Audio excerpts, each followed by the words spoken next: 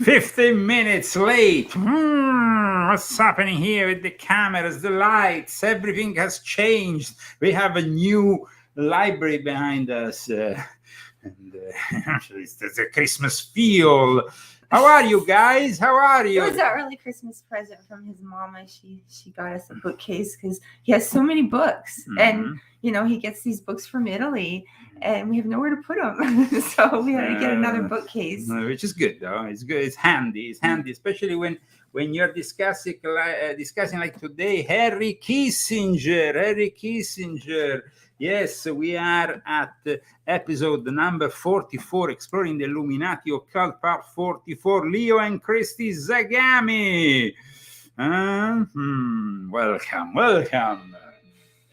We were a bit late today, eh? Sorry, guys. I know. We just couldn't get it to work. It was just like we were trying, but okay, now it's all fine. It's all fine, and we are here thanks to our sponsors. I have a lot of names. That's good. That's good. We need that. Okay. Give us the name of the sponsors. You guys ready? Okay, our donators this week are Philippe Feller, Bruce Kodish, Lillian Porter, God's Truth War, Ellen Sukatre, John Holtzel, Avina Hamitiman. I'm sorry if I say her name wrong. Avina Hamitiman.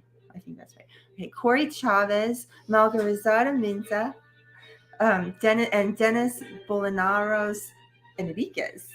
Bolanos Enriquez. You're chopping his name in Latin. It's a Latin name. It's basically an Hispanic name. No, Demis Bolanos Enriquez. That's what I said. Okay, but we need to pronounce it in a good way. So welcome.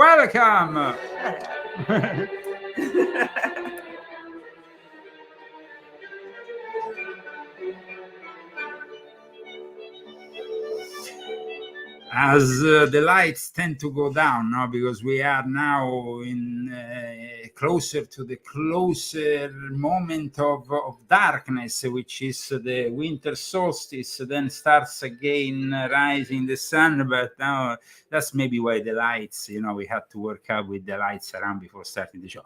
Anyway, today's show is a very important one, especially coming after the last week, the success of last week's show dedicated to the protocols of the Elders of Zion, which we have invited everyone to reinterpret as the protocols of the Sabbatean Frankists of Zion eventually.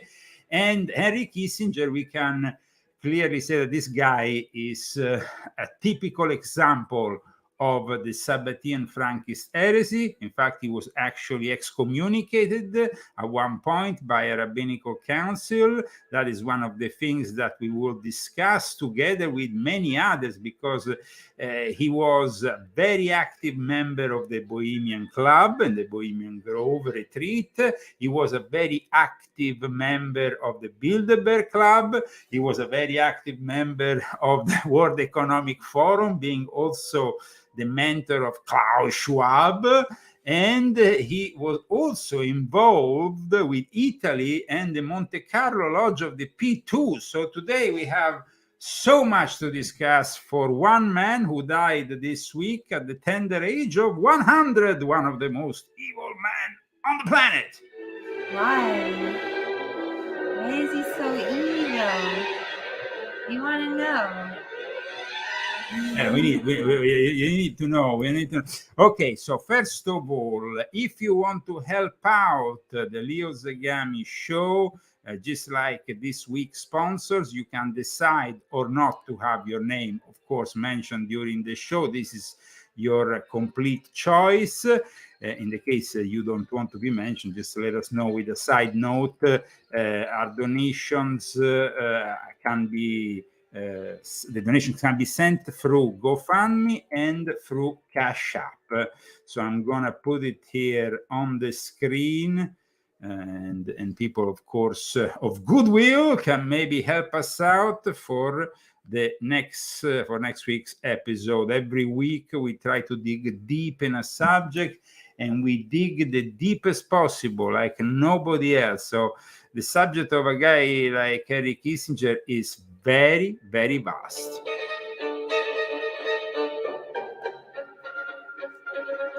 The dance macabre, increase the dances, and we all dance. Okay, I'm done.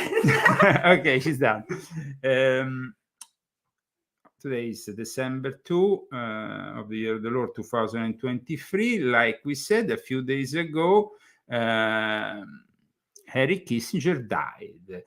He's considered a great friend by China. At the same time, he was working with the hawks of the neocon conservatives, always behind the scene, involved beyond parties in what is really the affairs of the New World Order, because that's what we are discussing here, the affairs of the New World Order, with one of his most eminent representatives. And I think that is important to start this show by playing maybe a track that can in some way bring us the spirit of the Bohemian Club, the spirit of Henry Kissinger. And it's a song actually that was sung at the Grove there during one of their yearly retreats. There is, of course, the main retreat they do in the middle of July, and then there is this lower and upper jink, which are like kind of picnics the Bohemian clubbers do at their Grove. And in one of these events, in front of Henry Kissinger, and actually Henry Kissinger got even on stage at one point, he participated while all the Grovers were assisting, dancing on stage, and the artists in questions were singing this song. Now, the artists in question signed themselves as Jonathan White and Jeff Wong. The song is It Ain't No Good, and I like it that way. When you're gonna hear this track, I think you're gonna really understand the spirit of this man and why I said he was evil. When you're bad. Yes, I'm so good at being bad, aren't I?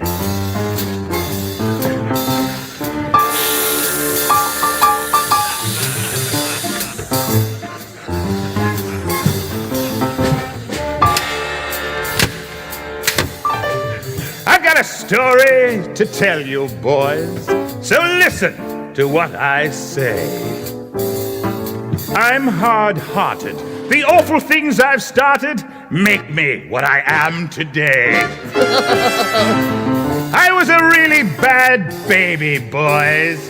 The original, terrible too. My evil ways were cursory, set fire to the nursery, and barbecued the nanny too.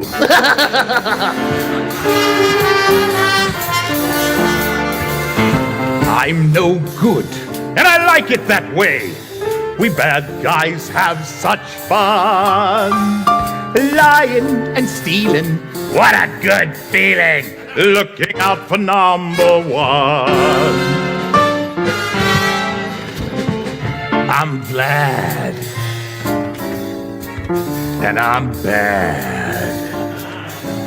Really, really bad.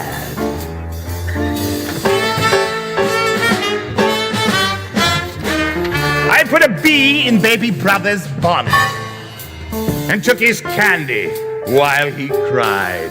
An adolescent firebrand, I smuggled snakes to Ireland, something that I did with pride. I made the London Bridge fall down. I made the Tower of Pisa lean. With my style sardonic, I spread the plague bubonic. By the time I was 17. As you always say, boss, everything's better with bubonic on it. Demi-Modo, shut up while I'm singing. I'm no good, and I like it that way. We bad guys have such fun. Lying and stealing, what a good feeling. Looking out for number one. Looking out for number one.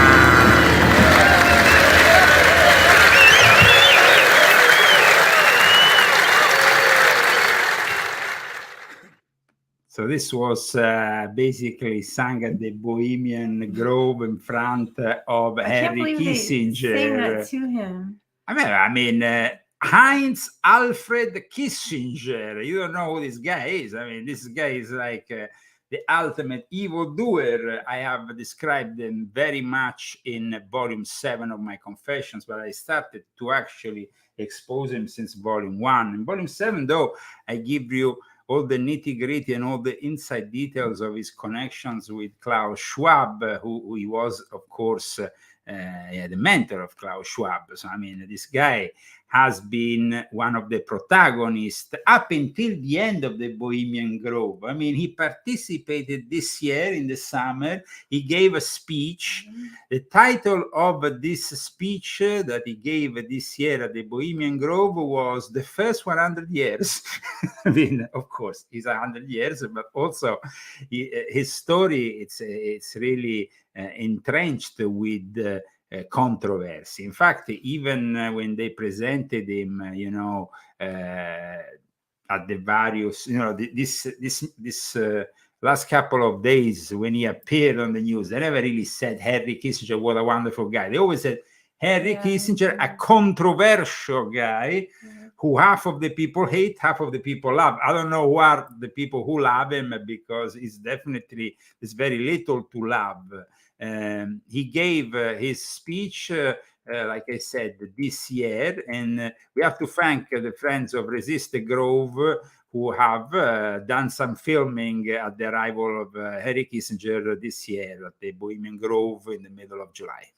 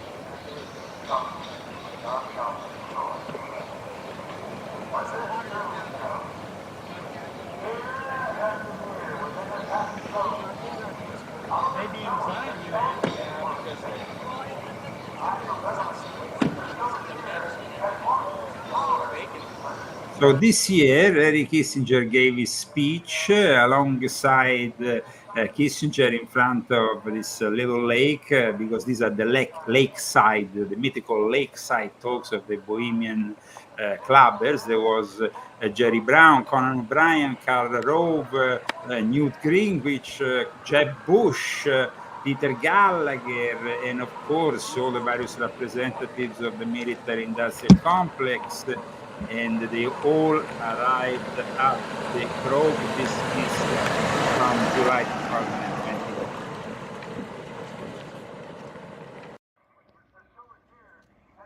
Cheers. Fuck you. Yeah. Be there.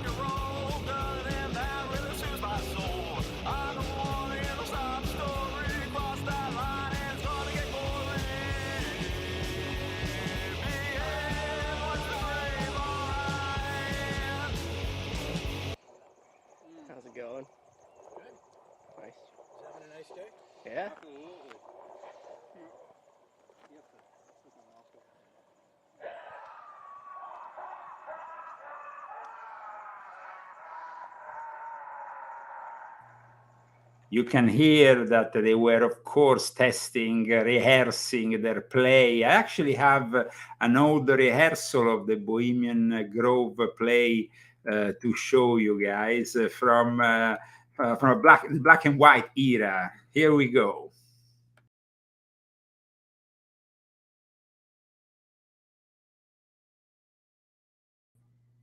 So we have basically the infamous scene that then was filmed in the middle of the night also by Alex Jones. This time, this is from, I think, the 1940s or 30s. They are rehearsing basically the ritual. That is the infamous cremation of care ritual, which we have all heard about. And it is particularly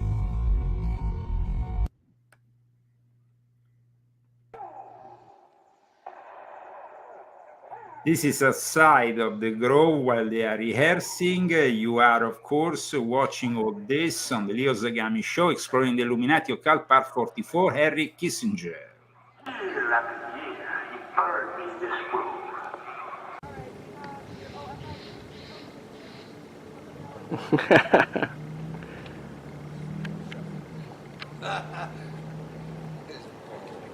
Can't believe that you didn't bring stuff.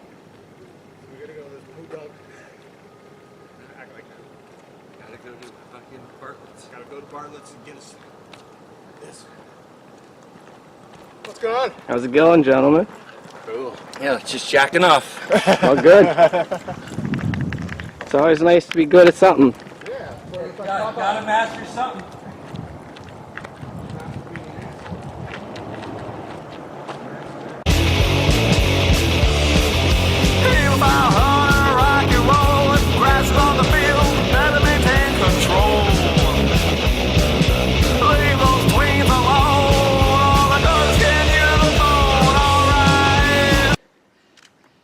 Gordon Biersch there again? Say hi to Gordon.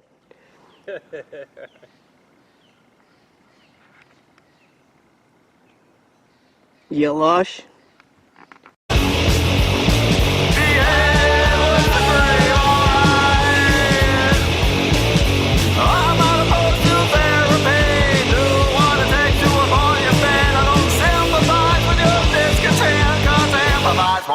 Like a concern to be able to be alright. John Burnett is the man of file, and that man is the hero file. I find all these creeps so vile, cause of the line they cross to defile. It's just no excuse. Under 18, it's abuse.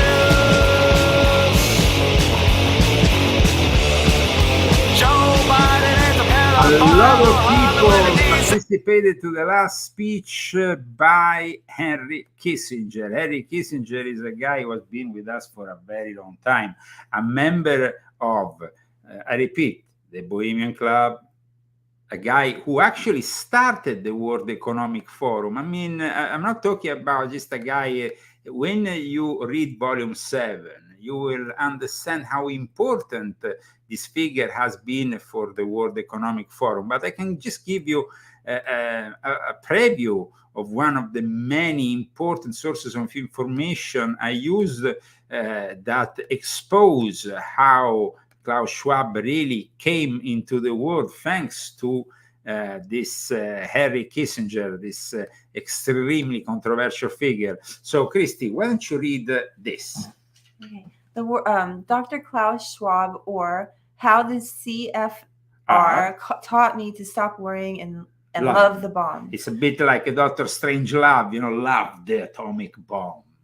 The World Economic Forum wasn't simply the brainchild of Klaus Schwab, but was actually born out of a CIA-funded Harvard program headed by Henry Kissinger and pushed to fruition by John Kenneth Galbraith and the real Dr.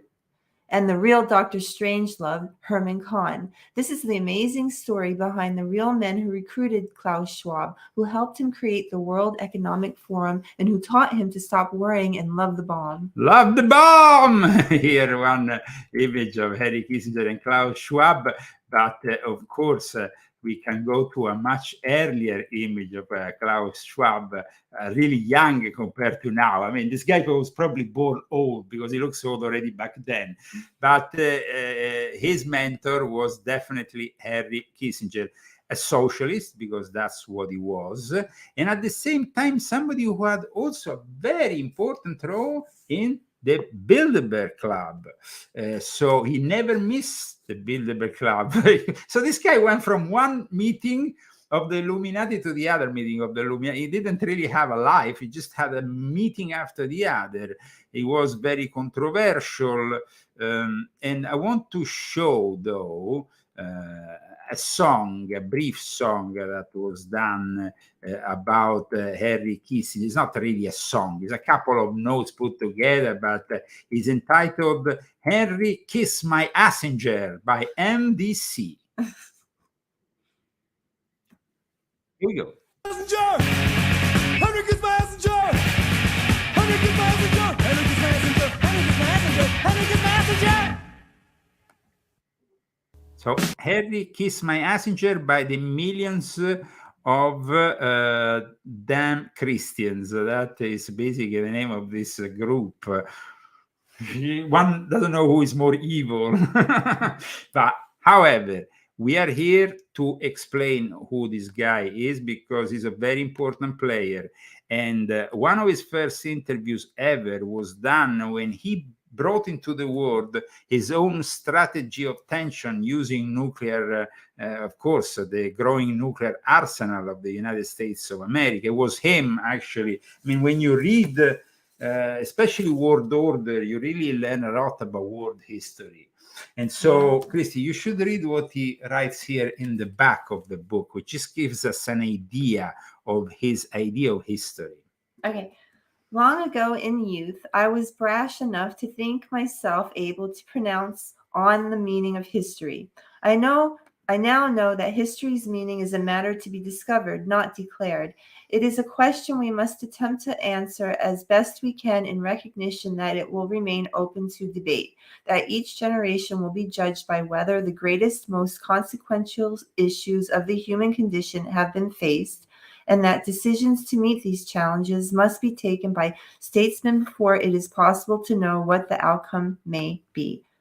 And now, let's go back to the 1950s, when Henry Kissinger started his career. I mean, so long ago. Can you imagine? 1958. Wow.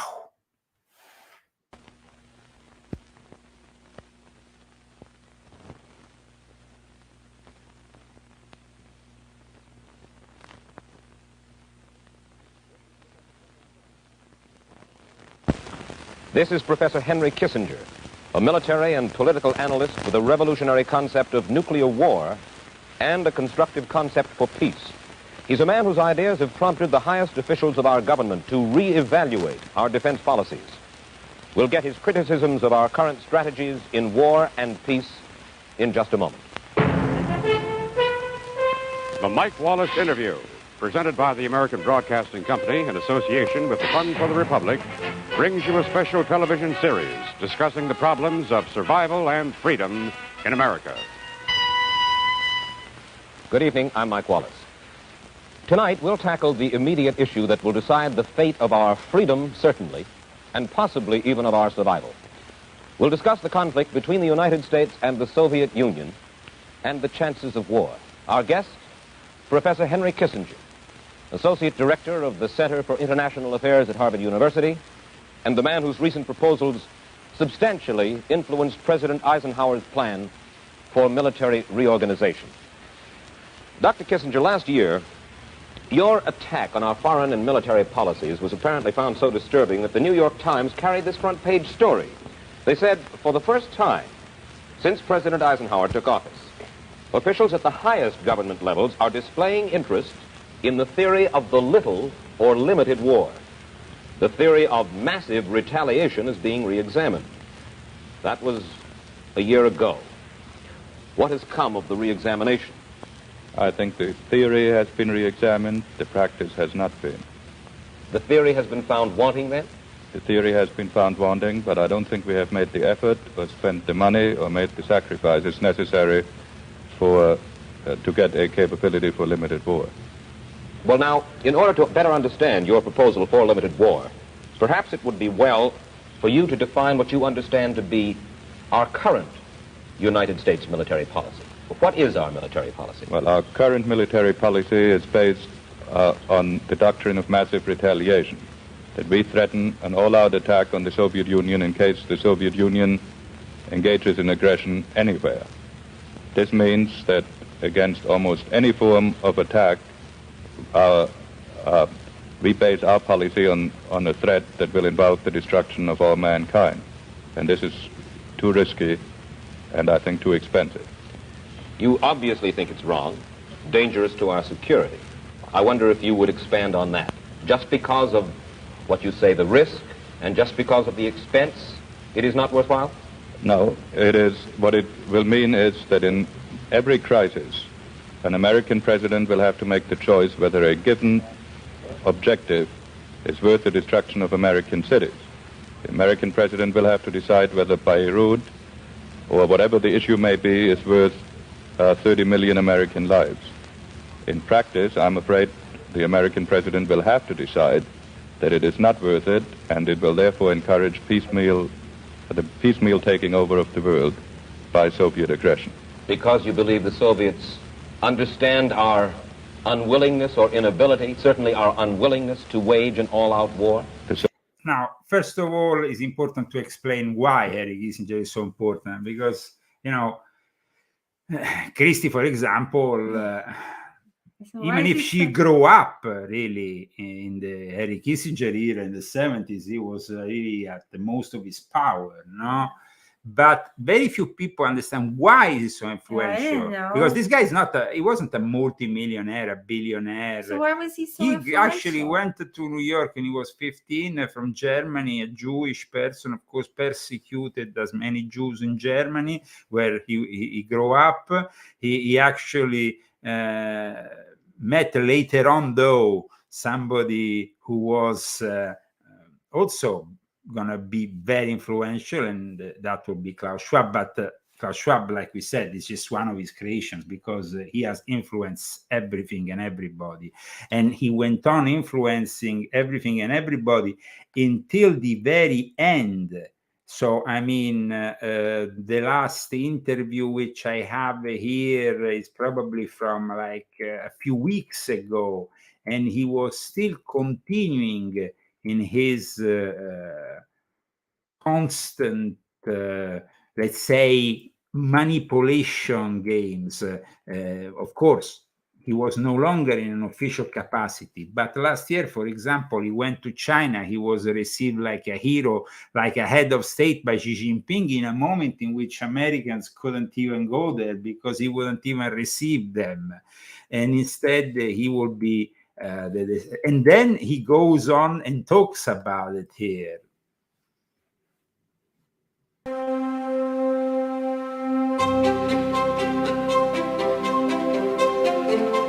Brief history of how this whole China thing came together. He does a secret trip in 1971.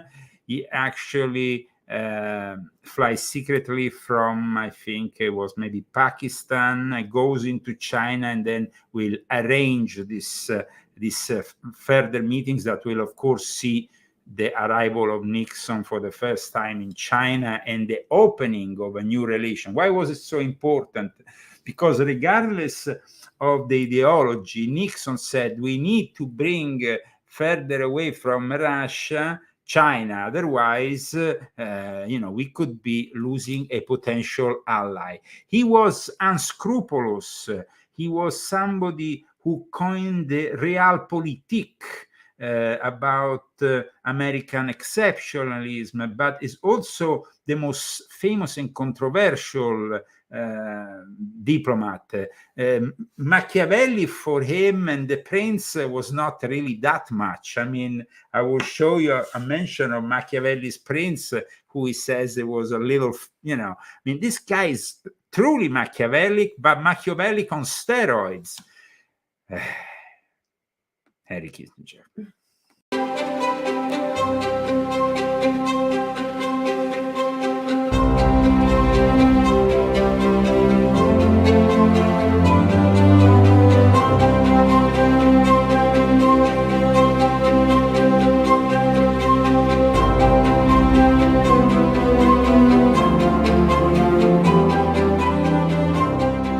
Dr. Kissinger, thank you for joining us today to look at what's happening in the US-China relationship and what it means for countries in the middle to navigate some of those tensions. But first of all, I just wanted to start by taking a bit of a step back. We've seen a lot of people likening the current situation, the current tensions, to a new Cold War. But as someone who was in the room watching a lot of the original Cold War unfold, what do you make of that comparison? When I started getting involved in China relationship, we had no contact with China for 25 years as a government, and very few private people. So I had the conventional view that China was very similar to the Soviet Union. And one of my experiences in dealing with China now over more than 50 years is that they represent a distinct culture, has great continuity and survival ability. So in the process, I had to adjust my own thinking. At first, we thought of China as a balancing element against the Soviet Union. Now we find ourselves in a world where Russia and the Soviet and China close allies publicly anyway. So that's a new situation. When we started relations with China, the Chinese economy was that of a developing country. So here we have the master manipulator. We're talking about Henry Kissinger. If you just put into Google Henry Kissinger, China, summer 2023, then you get also all the latest from the Chinese that, of course, mourn Kissinger. China mourns Kissinger, a most valued friend. And then again, Kissinger, a player on the world stage until the very end. When China's leaders wanted to send a message to the Biden administration last summer, they did what came naturally. They called Henry Kissinger. China mourns the death of Henry Kissinger and all this. So who was this Henry Kissinger? This Henry Kissinger was a very powerful individual, guys. He was also a member of the Monte Carlo Lodge, which I was a member. And I never had the opportunity to meet him because by the time I arrived in the Monte Carlo Lodge, he will no longer attend their meetings. But he was definitely somebody who had a lot to do with some of the darkest moments in Italy. Let's not forget also that Steve Pitsnick was his agent and participated in the criminal activities that led also to Steve Pitsnick being investigated by the Italian authorities. There is all this information also, which I'm gonna bring up about Henry Kissinger, which I think is very important.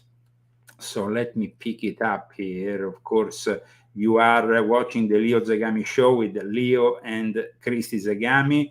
We are discussing the role of one of the most controversial figures of the last 100 years, because that's how long, from the beginning, he was controversial, I guess, from the very beginning. Maybe not when he was 10 but maybe from 15 years old onwards, when he arrived to America, he seemed in some way to conquer immediately the scene and become a very influential advisor to many Did presidents. he have like some kind of ritual with the devil or something to do all this stuff? He was a Sabbatian Frankist, and in fact, at one point, he will be excommunicated, and we will see that in a moment. But first, I want to show the case against Kissinger for the murder of Aldo Moro. Now, I assisted to a conference with the daughter of Aldo Moro, Maria Fide Moro, in 2000, and I think it was 2007, and this was at the Foreign Press headquarters in Rome. And basically, then there was various people from the Secret Service. They showed the intelligence apparatus showed some evidence that was whose secrecy was just had been disclosed. The top secret seal had been just disclosed for open disclosure, and one of these documents regarded also Kissinger, but most of all the testimony of the daughter and of Prince Ligeti, who said that the decision to murder Aldo Moro was made basically at the Bohemian Grove. Aldo Moro used to be Italy's prime minister, but of course he was a bit too left-wing, a bit too communist. And this number from 1982 of ER talks about what happened and all the connections that Henry Kissinger had with also the P2 and the lieutenant of Gelli at that time, Elio Sciollini. And basically, they discuss the decision to set off a bomb in Bologna was taken by the committee Monte Carlo during a meeting at the Hotel de Paris in Monaco. That's where the meetings of the Monte Carlo Lodge were made with Ezio Giunchiglia. In fact, Ezio Giunchiglia is also cited in these articles of Lyndon LaRouche, EIR. How you spell it? Air, I guess. The same issue. Gelli took charge of the implementation of the criminal plan. The following May, Gelli traveled to the Hotel Sheraton of Buenos Aires, accompanied by Sciollini, who has since disappeared. And of course, then without going to all the details of the Bologna massacre, here it says Henry Kissinger is a member of the committee Monte Carlo. Sciollini is, in fact, supplied a list of 400 names of persons belonging to the lodge. Among the members are party secretaries, big industrialists, important politicians, and so forth, along with personalities of the Trilateral Commission. Sciollini mentions also Kissinger, and of Masonry. And I was a member. A lot of people know that. I discussed it in my book, my involvement with the Monte Carlo Lodge. And Henry Kissinger used the Monte Carlo Lodge to then direct what happened with the Aldo Moro affair. But here there is more interesting things that we can discover about Kissinger. Membership in the new Masonic Lodge organized by Gelli in Monte Carlo is, as we shall see, current with the activities of the ex-Secretary of State and the United States, and above all with the relations with the P2 Lodge. According to American sources reporting in press articles, it was the U.S. National Security Council, directed by Henry Kissinger, that relaunched in 1969 the activities of the P2 Lodge. So Henry Kissinger was the guy behind Licio Gelli, behind Andreotti, behind the relaunch of the P2 Lodge. On June 16, 1981, the Rome Daily Paese Sera published an article by U.S. correspondent John Cappelli, in which, among other things, one reads, 1969 will have been the year in which, at least according to good New York sources, the decision was taken by functionaries of the U.S. National Security Council staff to protect with a Masonic cover an association in substance was really to carry out a subversive shift in Italian politics. This role was then entrusted to a P2, which was already active in the field of business and investments. So this is, and of course, then it gives other things. The Masonic Lodge Committee in Monte Carlo appears to be the direct continuation of the P2 Lodge, because that's, and then it talks also about, of course, the Italian massacre and the train bombing, the one in Bologna and the one near Florence, and of course, all of this participated in the formation of the Monte Carlo Lodge were Ezio Giunchiglia, who people might have seen with me in photos on the internet. And these people were all basically, it's no surprise that Leo Zagami has had some problems after these revelations, because I exposed all these people, as you know, from 2006 onwards. That was really brave. And that was pretty brave because these people are very, very powerful. Well, they did give you a hard time, didn't they? Absolutely, absolutely. But let's check out more, of course, in relationship to the Bohemian club, and of course what connects them with Henry Kissinger, because there is always some interesting videos here that I would like to show. Of course, there is always some people that protest in front of the grove. This is from 2022. Nation of care that begins the 2-week encampment where the body of dull care, symbolizing woes and concerns, is burned on an altar in front of a big owl statue. When that ceremony ends, they all start to cheer and yell.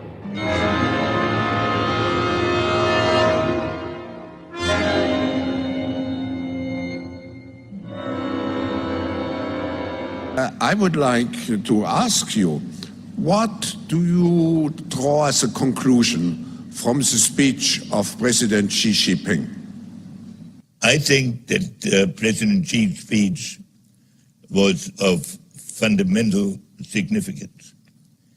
It laid out a concept for globalization and some specific challenges and roads to a solution.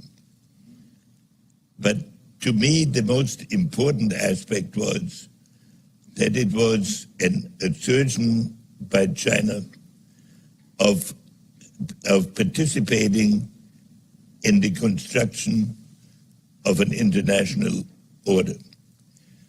One of the key problems of our period is that the international order with which we were familiar is disintegrating in some respects, and that new elements from Asia and the developing world are entering it. What President Xi has done is to put forward a concept of international order in the economic field that will have to be the subject of conversation and the substance of the creation of an evolving system. If you don't like what we're doing, don't leave your house. And if you don't want your picture taken, don't leave your house.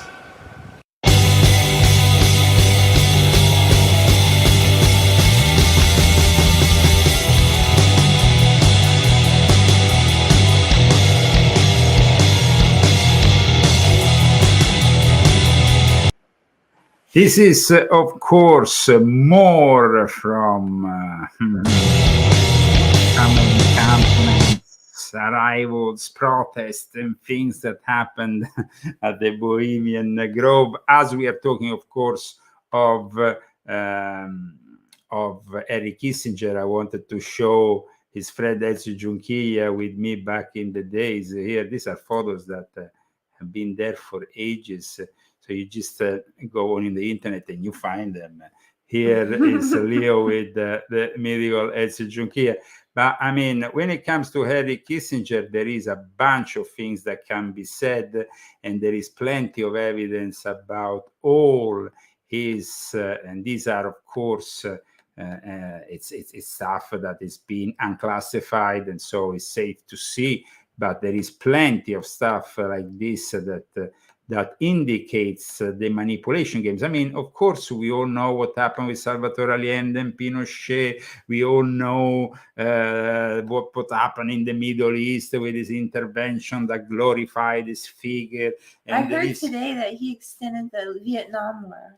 He So extended I it. really don't like him for that. Absolutely. I mean, the Vietnam War would have finished a lot earlier,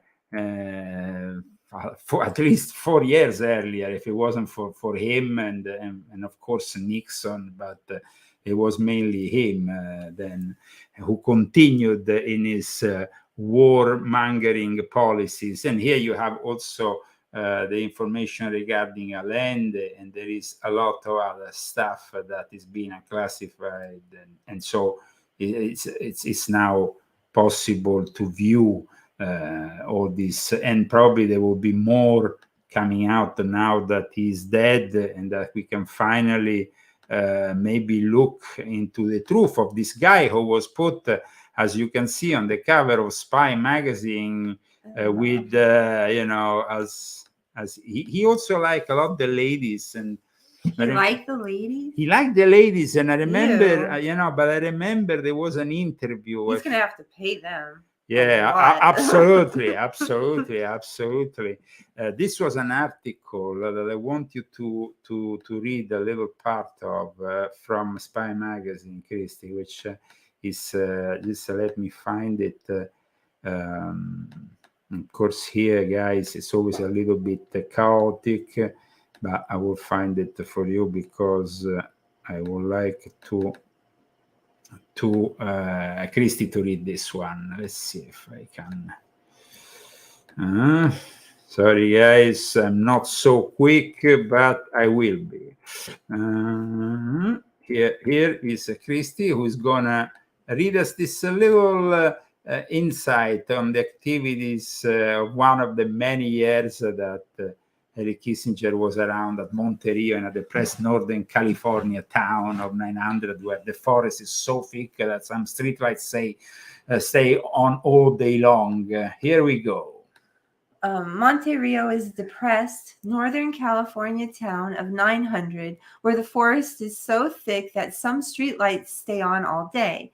Its only landmark is a kick-ass bar called the Pink Elephant, but a half-mile away or so from the Pink, in the middle of a redwood grove, there is, strangely enough, a bank of 16 paved telephones. In midsummer, the phones are often crowded. On July 21st of this year, Henry Kissinger sat at one of them, chuffing loudly to someone. Sunshine, he called her, and Sweetie, about the pleasant distractions of his vacation in the forest. We had a jazz concert, Kissinger said. We had rope trick. This morning we went bird watching. Proudly, Kissinger reeled off the names of some of his fellow campers. Nick Brady, and his brother is here. Brady was the U.S. Treasury Secretary and many at the other, time. without going in all the details. This was just a brief explanation of one of the many visits that, of course, Henry Kissinger did, and this was described in Spy magazine in November 1989. This guy, of course, is a war criminal and an enemy of mankind, as the Mises Institute puts it. The former Secretary of State and National Security Advisor, Henry Kissinger, is definitely somebody who can come in those categories. Kissinger, the Mises Institute says, likely had the most freedom to inflict damage under Nixon, and thus his greatest crimes were committed in the Vietnam milieu. Spencer, and just like you said, Christy, Spencer Ackerman this week efficiently sums up much of Kissinger's worst deeds in this passage, which maybe you can read. The Yale University historian Greg Grandin, author of the biography Kissinger's Shadow, estimates that Kissinger's actions from 1969 through 1976, a period of 8 brief years, when Kissinger made Richard Nixon's and then Gerald Ford's foreign policy as National Security Advisor and Secretary of State, meant the end of between 3 and 4 million people.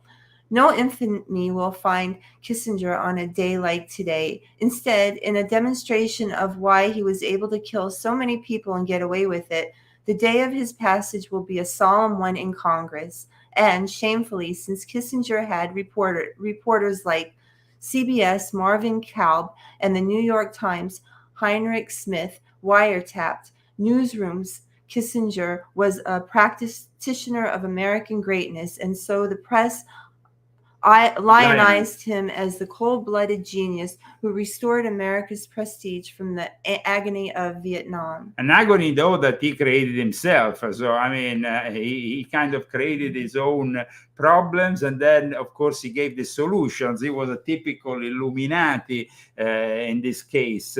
But there is more to say about Henry Kissinger. Of course, today we are discussing all his various let's say his various troubles. There was also a religious trouble. At one point, Rabbi Marvin Alterman, which I often cite in my books, basically put together a ritual of excommunication for him, which was pretty controversial and actually attracted the interest of many people, because Rabbi Antelman had been very outspoken with his books, with his work about tracing the various offshoots of the Sabbatean Frankists and Illuminati groups and the origins of the Marxist, communist, and geopolitical and financial turmoil that we are still living to this day.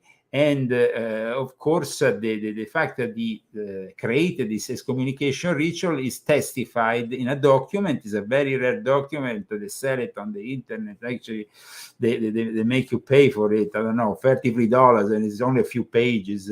But it is a very interesting document. We have it here for you, and it's the excommunication document, which also explains why he was excommunicated, because he, of course, went on from marrying a Jewish woman to the second marriage, marrying a non-Jewish woman, but also not being respected. He went on and married her on a Saturday, completely being disrespectful.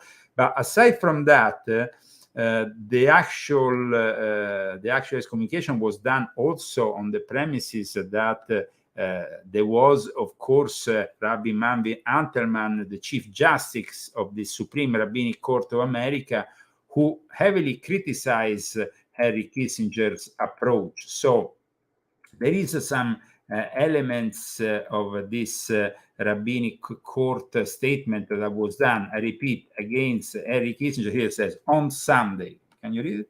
On Sunday, June 20th, 1976, in a crowded hall at the New York Hilton Hotel, Henry Kissinger, Secretary of State of the United States of America, was formally excommunicated from Judaism. The religious ceremony was presided over by 5 rabbis, members of the Supreme Rabbinic Court of America. As the court justice, it was my responsibility to execute into final and definitive form the writ of excommunication. This is, of course, Marvin is Antelman who is talking. And the actual excommunication was done, and he mentions here also the nefarious Illuminati, the Sabbatean Frankists, the connections. And so the decision was very controversial, but also a very felt decision by this rabbinical court. So it says here, now we assert in the name of Shem and Foresh, of the God of Israel, the Jewish people are a covenantal community. And so and we find, and here you can read it, Christian. I can't really read that. No? So we find, said Henry Kissinger, guilty of treasons, inactions, and in pronouncement in violent repudiation of Israel's Brit covenant with God, in that they publicly challenge God's gifts of his land, of his to his people, and whosoever repudiates the Brit covenant is to be cut off from his people. So this was very serious. It says here also that Henry Kissinger is continuing pressure upon our people to continue to give up divinely ordained, liberated areas of our promised land, and thus blaspheme God and the holy nation of Israel before the world. So this was very serious. It had, of course, also political as well as religious implications. It says in this context, he is both cursed and excommunicated.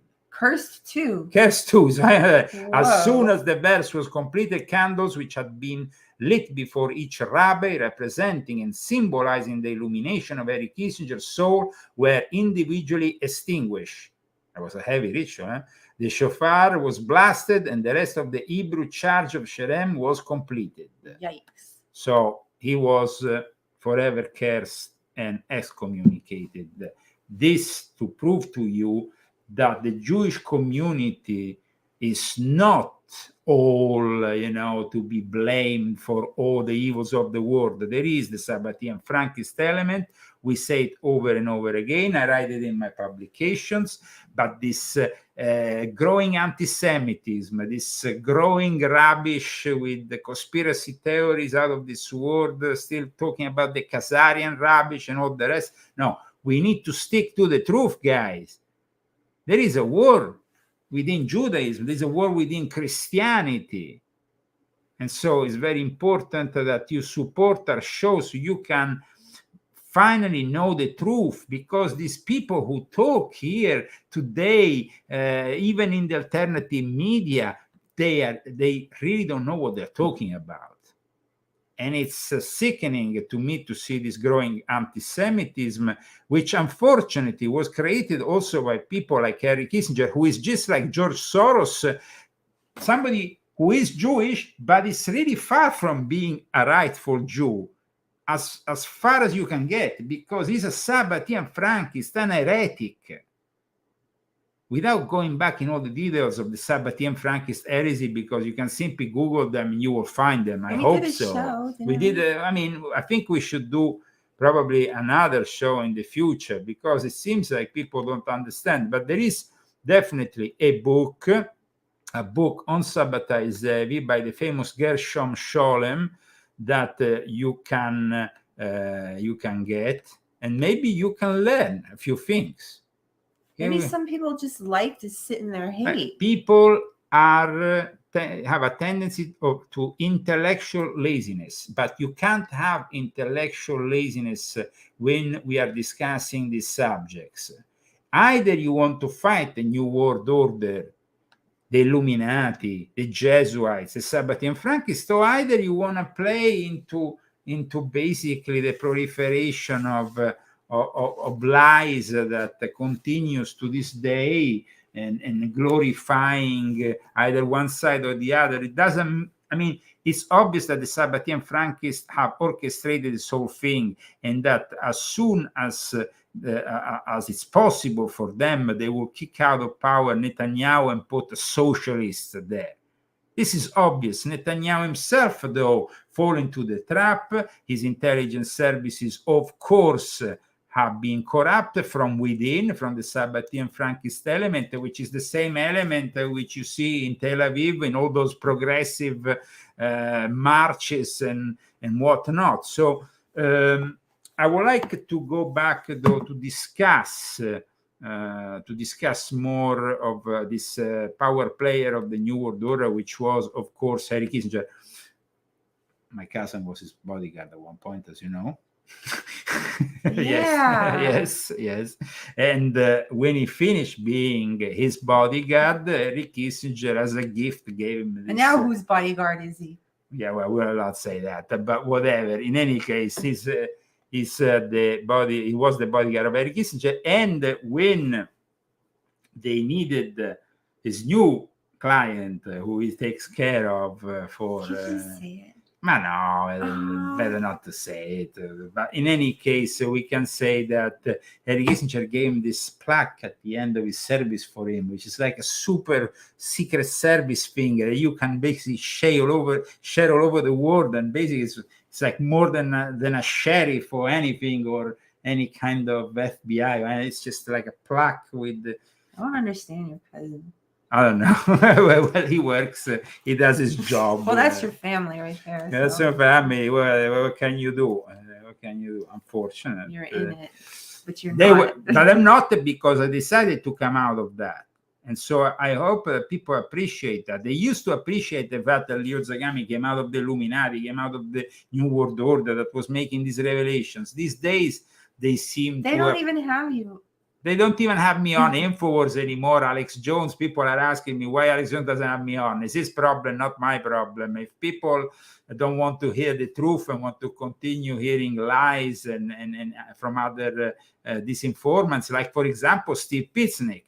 because Steve Pitsnick was working for Henry Kissinger. I want to show you something about Steve Pitsnick because, of course, here we're talking about a guy who's been very controversial, and I want to, I mean, Steve Pitsnick is, as you know, somebody we see often on InfoWars and so on, but he used to work for Henry Kissinger, and he assumed the role of Deputy Assistant Secretary of State for Henry Kissinger. So how can anybody trust that? How can I don't know. I mean, people are demented. How can you trust? Well, look what happened.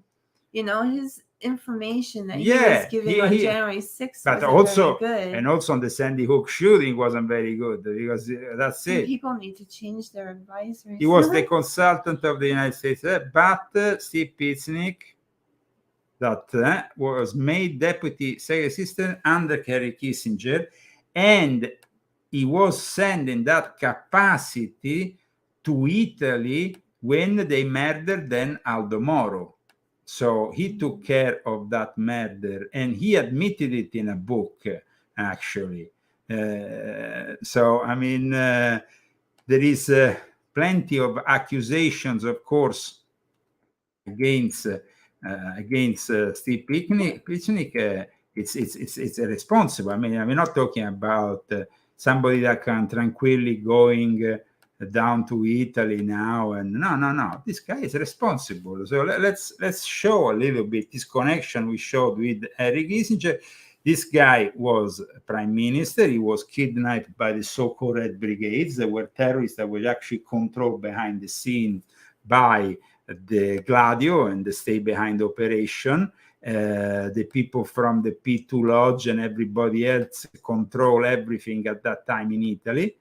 And they control also this kidnapping. And at one point, there was the intervention of Steve Pitsnick because as he arrived, there was Pitsnick, a Harvard-trained psychiatrist. I hope I can put it here. It says, but sorry, guys, I have to put it on another.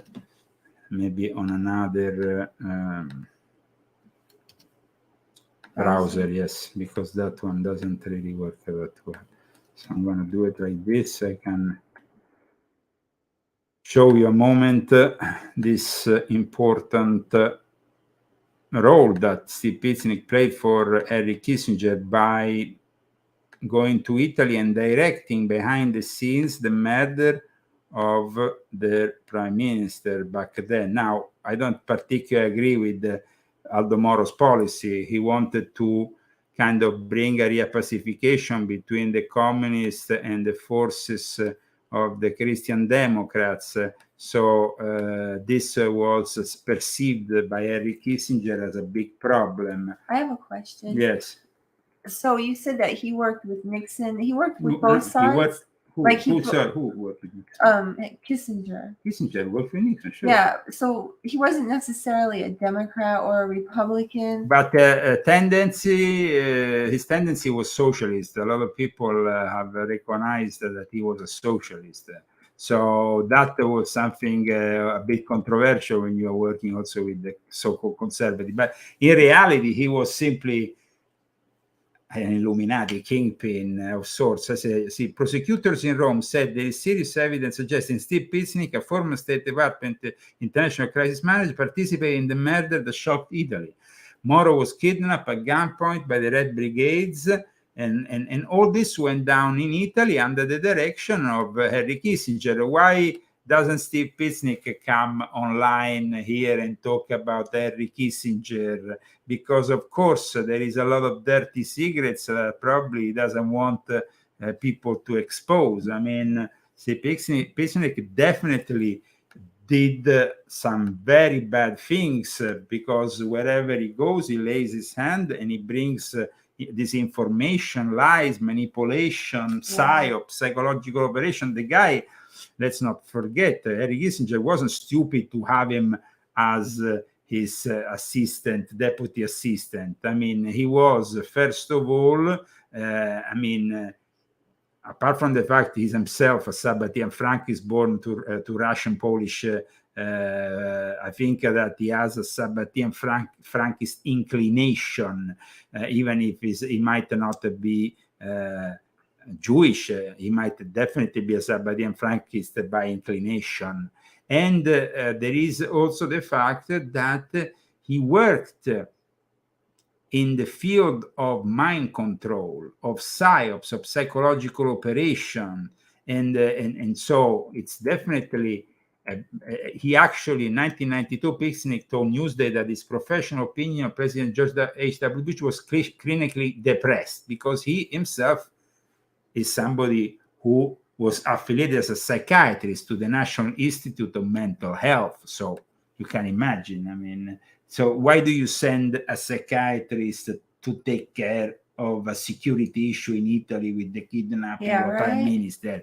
It's all That's really a manipulation evil game. And Henry Kissinger was definitely somebody who had a lot to do with all this, and he was always in the business of manipulation.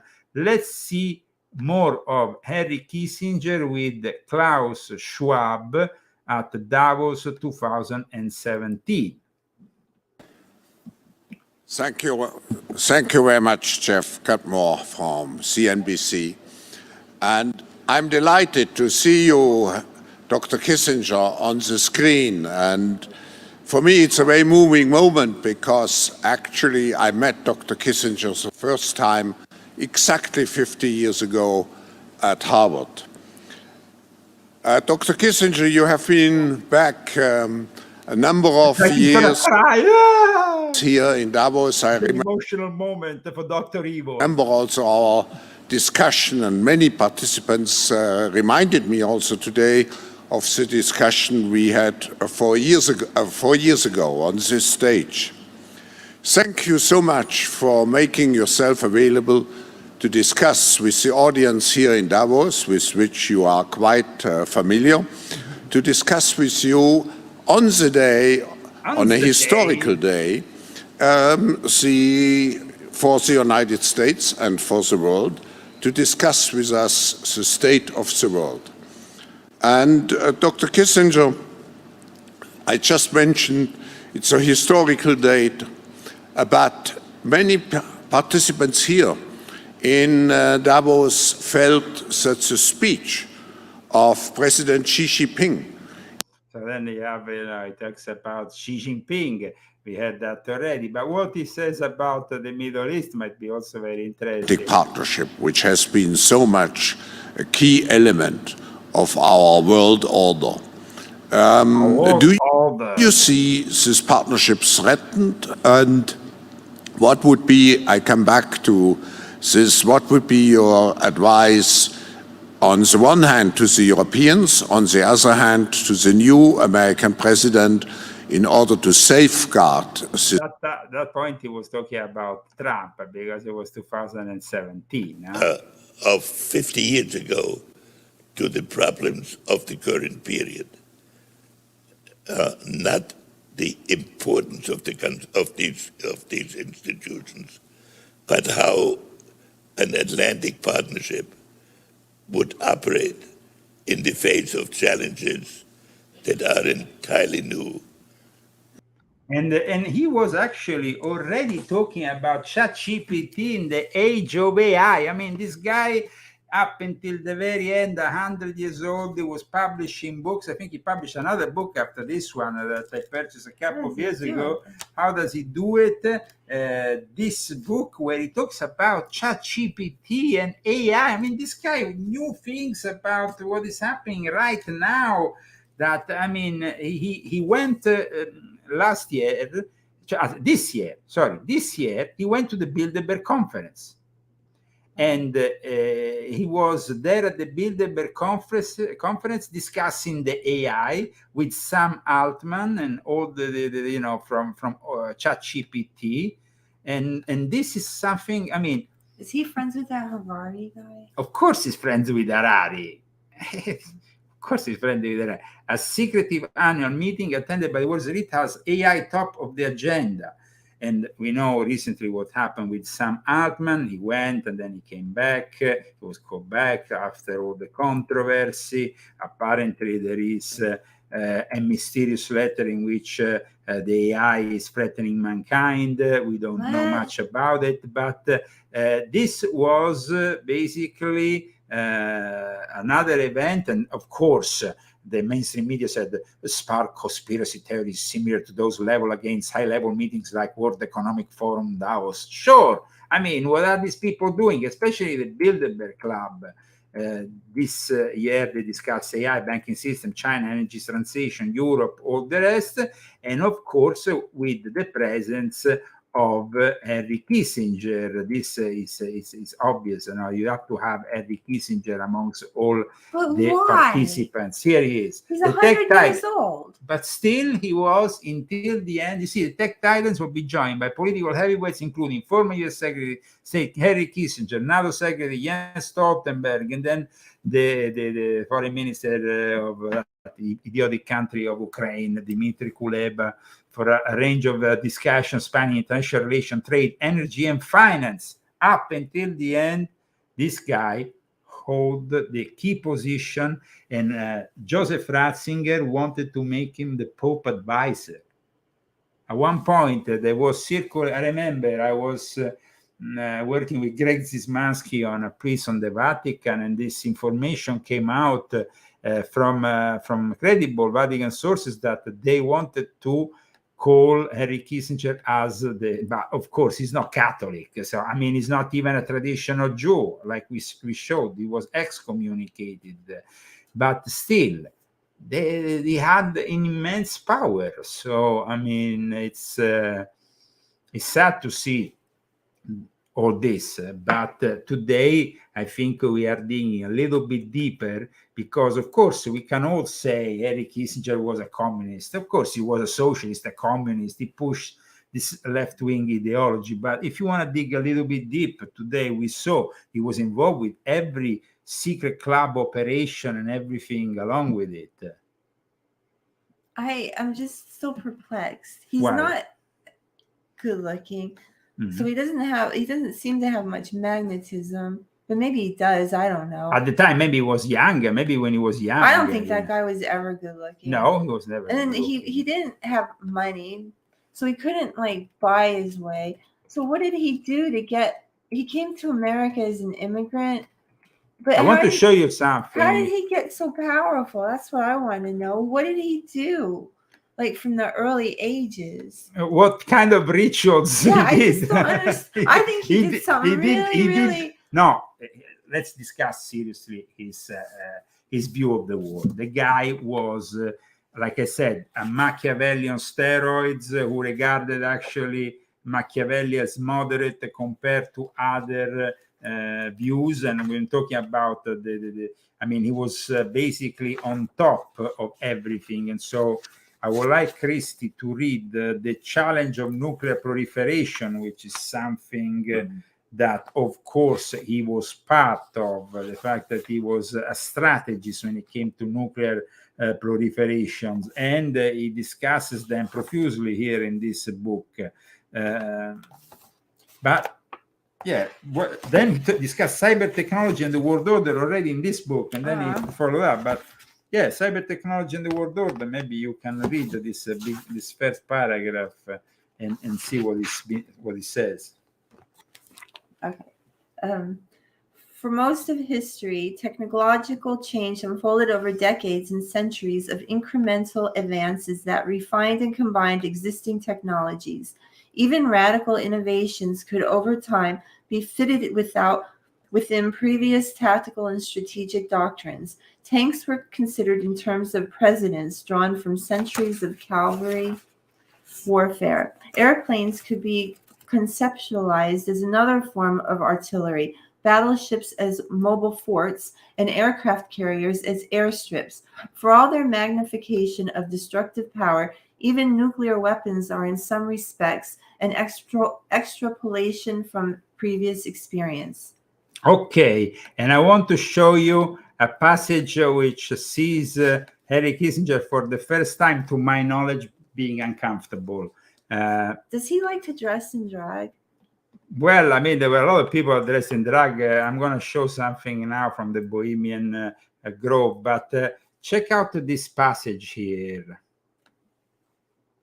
I believe that Henry, in a way, had an inferiority complex, and that one of the things that drove him to be so good at everything he did was, in fact, that underlying insecurity.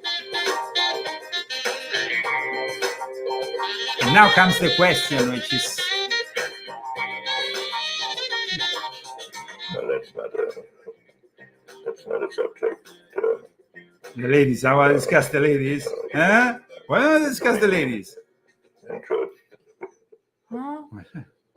if our relationships, it was mutually agreeable. With who? With the hookers? And I don't know why it was unusual. And it was certainly done discreetly. But it was. I mean, I was not married at the time. Is he talking about going with prostitutes? All these But you ladies. enjoyed this society? This society. There's a lot of horses also at the Bohemian Grove. I did it over some months. I obviously must have enjoyed it within limits. With limits? But no let's go to another subject. I don't know. He seems corrupted. It's uncomfortable, eh? He's pretty In the fall of uncomfortable. 1973, Nixon gave Kissinger a second job, Secretary of State. Months later, he got married for the second time to a smart, wealthy woman, also working in the political sphere. Afterward, the reaction in the Jewish community was very, very unpleasant in many ways. It was bad enough that he was marrying a Gentile, but worst of all was that it was on a Saturday. Kissinger departed for his honeymoon with Nancy. The press tagged along. So you took everybody by surprise by getting married. How sudden was it really? We've been planning it for several weeks. You were very famous for your your acquaintances, female acquaintances. And do you believe that it was more of a campaign, a publicity campaign, rather than true? I couldn't possibly admit this. A number of other bachelors are very grateful to me this way. I Well, when he got married was that he went home at night. And I didn't have to stay there until 10 o'clock at night every night, cleaning up after him or whatever. So I was terribly grateful when they got married. Cleaning up What? It was a lull that didn't last long. In Washington, the Watergate scandal spread and reached Kissinger as both security advisor and So there was all his involvement in the Watergate scandal, when at one point he basically said, "Why don't you give them $1 million and silence them?" You know, I mean, he was like so corrupt. The guy was just like out of this world, corrupt.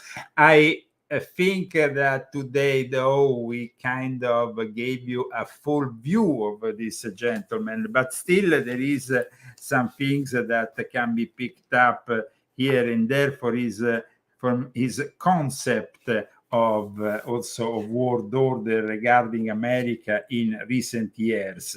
So this first paragraph here. No country has played such a decisive role in shaping contemporary world order as the United States, nor professed such ambivalence about participation in it. Imbued with the conviction that its course would shape the destiny of mankind, America has, over its history, played a paradoxical role in world order. It expanded across the continent in the name of manifest destiny, while abjuring any imperial designs, exerted a decisive influence on momentous events while disclaiming any motivation of national interest, and became a superpower while disavowing any intention to conduct power politics. America's foreign policy has reflected the conviction that its domestic principles were self-evidently universal and their application at all times salutary, that the real challenge of American engagement abroad was not foreign policy in the traditional sense, but a project of spreading values that it believed all other peoples aspired to replicate. And now, let's go back to the Grove. The Grove was a place, really. I mean, what kind of place? I mean, here is George Bush in the Grove. I'm still not interested in that. No, but look how they dressed up for a speech about the CIA and intelligence with his spooks. I mean, what kind is this sense of humor that Bush and his CIA friends had? This was a discussion that was done in the Grove about. They need to distract themselves from all their evil doings, I mean, and so they do these little things to distract themselves. And then you have basically, now a lot of people are talking about, we're talking about the fact that only the publics at the Bohemian Grove, or at the Bohemian Club. No, you had even Jimmy Carter. We saw the recent passing of his wife. This was Jimmy Carter down at the Grove a few decades ago, in front of the lake, of the little lake where they do their ritual. And of course, we have also other images of from the Bohemian Grove activities. A lot of people dress up and drag. This is quite an extraordinary one. From the Bohemian Grove. And then we have, of course, Henry Kissinger giving a speech in front of the lake there, in one of the many speeches he gave, because he, I think, has been one of the more active Henry Kissinger. And then another image of Henry Kissinger here with all his friends at the Grove, right at the center.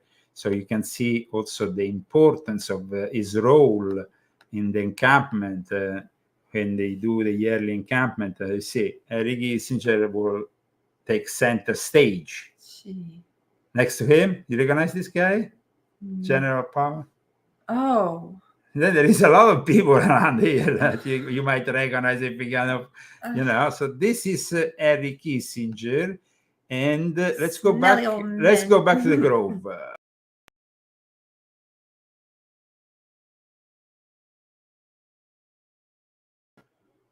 What are they doing? What is he doing?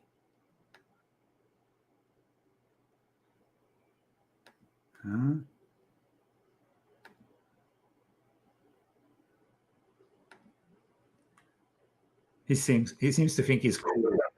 Of care that he seems to think he's cool. I think they all think they're cool. I think they all think they're cool, huh?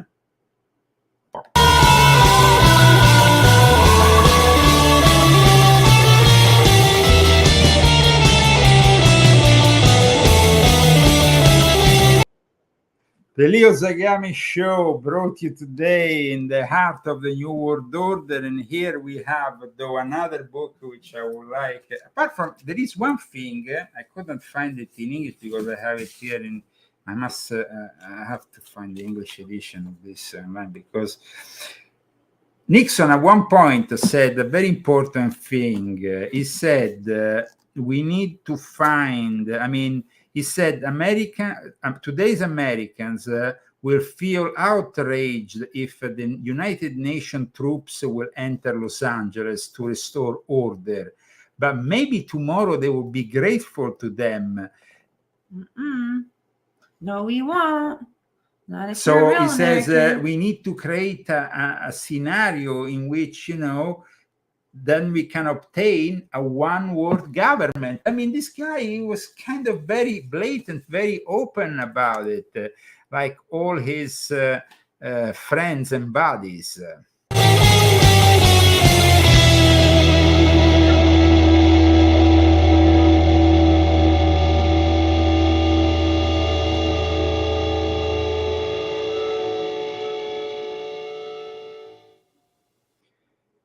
Whoa. This point, we are reaching, of course, the end of our transmission, but we can still, before that, go into the age of AI and read something from this old Henry Kissinger, who was talking about the age of cyber warfare and AI. Today, after the Cold War, the major powers in other states have augmented their arsenals with cyber capabilities whose utility derives largely from their opacity and deniability, and in some cases, their operation at the ambiguous borders of disinformation, intelligence collection, sabotage, and traditional conflict, creating strategies without acknowledged doctrines. Meanwhile, each advance has been paired with new vulnerabilities. The AI era risks complicating the riddles of modern strategy further beyond human intention, or perhaps complete human comprehension. Even if nations refrain from widespread deployment of so-called lethal autonomous weapons, automatic or semi-automatic AI weapons that are trained and authorized to select their own targets and attack without further human authorization, AI holds the prospect of augmenting conventional nuclear and cyber capabilities in ways that make security relationships among rivals more challenging to predict and maintain, and conflicts more difficult to limit. That is so scary. Yeah. I mean, it's insanely scary, that whole thing. Right to the end, this guy was pretty creepy. Begins the 2-week encampment where we are always, always going back to that grove. We are always trying to remind you that Henry Kissinger is watching us from below, not from above. No way. They locked the door when he didn't even bother knocking. He just went, he took the elevator down. So you see now that the thumbnail that I chose for the show wasn't so improper. You understood after the show how evil Henry Kissinger was? Yeah, now I do. Now you do? Another evil person to think about. Okay. This world has more evil people showing up than anything. So in the end, I think that this show today cleared for you the understanding of who Henry Kissinger was, and that was my intention, because Christy didn't really understand who Henry Kissinger was, and I think that now that you know, I still don't understand how he came to America as an immigrant. Okay. And, as an immigrant, you're starting out, and you have to really struggle but to with get going. with the support, of course, probably of an important But what family. happened in that time? There's something happened then. Some kind of ritual or something. I don't know. He's very, very, very powerful, and I don't understand why. He's very, very powerful. But you ask the right thing. How did he get there? I mean, it's definitely also the power of the will, no? I mean, this guy had... Well, whoever he incarnated from must have been really evil. Maybe it's his previous lives all come together. He came from Germany. He came from Germany. He arrived in America. And looking back at Henry Kissinger, maybe we can check out how these mainstream people present him to us, but we will never really understand why he became this US foreign policy giant if we don't analyze the fact that he was a member of this. He was a Club Bilderberg aficionado, one of the most active members. At the same time, he was a very active member of the Bohemian Club. His bloodline? He was a Jewish person and utilized, of course, his own connections within the Jewish world. I mean, he definitely had some connections, and born in Germany, arrived here in 1938 as a Jewish refugee from Nazi persecution. That would have given him at least a preferential route, maybe. Yeah, maybe. That he somehow abused. He served in the U.S. Army, of course, and he became apparently in the U.S. Army acquainted with military intelligence, just like his dear friend David Rockefeller. They started working together with Rockefeller. In fact, So he made influential Educated friends. at Harvard University, he became a member of one of the most influential secret societies within the university. He became then a consultant to government agencies, and then later on various think tanks, and then of course the presidential campaign of Nelson Rockefeller from the Rockefeller family. So he was very close to the Rockefeller family. And then, of course, then he was appointed by Nixon as National Security Advisor. He pioneered this realpolitik, which was basically do whatever it takes if your state requires it. And of course, you give an option to the enemy or even to your ally, but ultimately you have to always look at your own interest. And in a very Machiavellic way, he had no scruples, no ethic, and no morals. That's why today they can't say that he's a good guy, because his decisions had consequences around the world that brought millions of people to die, people to starve, politicians to be persecuted, others to rise to power. They shouldn't have never rise to power, like Pinochet, for example, but we can mention many others. The adherence to the realpolitik included, by the way, overlooking human rights violation by allies in every single situation. So, like, for example, nowadays, everybody practices realpolitik. Do you think when Xi Jinping came to San Francisco, they didn't practice realpolitik? They would have never invited him if they had to respect all the violation of human rights that Xi Jinping does in his own country, persecution of the Muslims in his own country, the Muslim minority, Chinese minority, and all the other, the fact that he's basically a dictator, like even Biden admitted. But that is done in the name of realpolitik.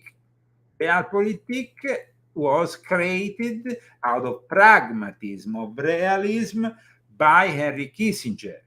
And it's basically a coercive, amoral, ultra-Machiavellian way. And Kissinger picked it up from people that came before him, but I think that like Otto Bismarck, but he was the one who, also with Zbigniew Brzezinski and others, really launched this important term. So maybe I think that you can read this description ultimately of the term that might conclude today's episode. The realpolitik, ladies and gentlemen. The study of the forces that shape, maintain, and after the state of the basis of all political insight, and leads to the understanding that the law of power governs the world of states just as the law of gravity governs the physical world. Excuse me. The older political science was fully aware of his truth and drew a wrong and detrimental conclusion. The right of the more powerful. The modern era has corrected the unethical fallacy, but while breaking with the alleged right of the more powerful one, the modern era was too much inclined to overlook the real, can you read the rest? Might of the more powerful and the inevitability of its political influence. I'm going to keep my glasses here next time. No, because this is something that I picked up from a book from Gruzan's Der Realpolitik, which basically is a book that Henry Kissinger followed very much from this guy, von Rocha, who used to be a German journalist and politician. So he was a knowledgeable guy. That is, I mean, you from actually studying his reflections on the character of nations in the course of history, you can learn a lot about the pragmatism and about the evil which is perpetrated no matter what in the name of the state and the priority that the realpolitik gives to, getting things done. Some people say that this, in a way, served the purpose, that he actually managed to help the Middle East after the Yom Kippur War get to peace later on. And in many other scenarios, they say that his attitude served as a way to balance things up. But of course, this is the word of the Illuminati, of the agents of this new world order, who have put in front of us this doctrine, which is a doctrine with no God, the doctrine which is clearly evil. And that's why we praise Rabbi Antelman for having excommunicated him from Judaism. Thank you so much for tuning in, and please, the names of our sponsors, who we will, of course. Thank you so much for donating. Okay, Philippe Dallaire, Bruce Kodish, Lillian Porter, God's Truth War, Ellen Secatre, John Holtzel, Ivina Hamitman, Corey Chavez, Margarizada Minta, and Dennis Bolanos Enriquez. Roses. Very nice news. Thank you guys so much. Thank you. Thank you.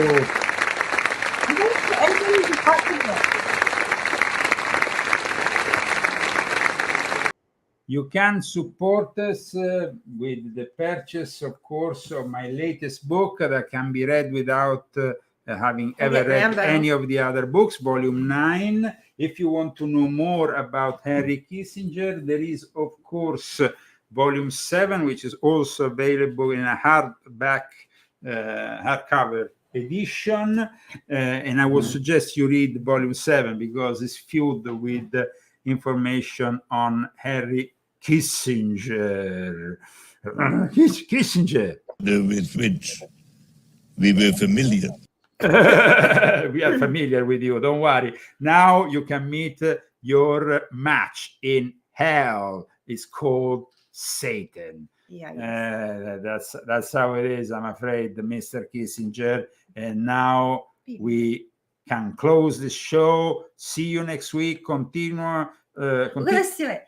Okay, what? do it. Like your trick that you do. Why don't you give a kissy to Mama? Come on, give a kissy. Give him a kissy. Give him a kissy to Mama. Give him a kissy. No, he won't do it. No, he doesn't give. Just say it one more time. Why don't you give him a kissy, Mama? Ah! He did it.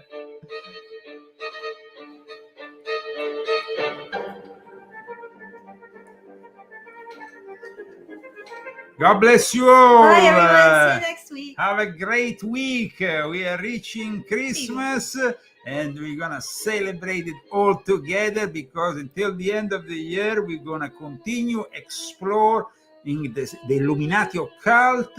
And then next year, we will have a new project, new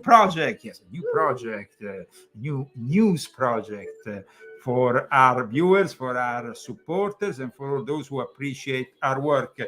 Leo Zagami and Christy Zagami, see you next week. Baby. What is he doing? Baby. What is he doing? Ooh, he's being vicious. He doesn't want to dance anymore.